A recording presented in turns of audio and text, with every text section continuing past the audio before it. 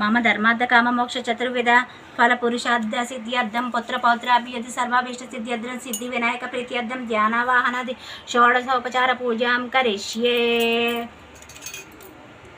षोडशोपचारपूजा भव संचित पापोग विध्वंसन विचक्षणं विघ्नोन्धकारं भास्वन्तं विघ्नराजामहं भजे एकदन्तं सोर्पकर्णं गजवक्त्रं चतुर्भुजं पाशाङ्कुशधरं देवं ध्यायेत् सिद्धा विनायकम् उत्तमं गणनाथस्य व्रतं सम्पत्करं शुभं भक्ताभीष्टप्रदं तस्मात् ध्यायेत्तं विघ्ननायकं ध्यायेत् गजाननं देवं तप्तकाञ्चनसन्निभं चतुर्भुजं महाकायं सर्वाभरणभूषितं श्रीमहागणाधिपतये नमः ध्यायामि।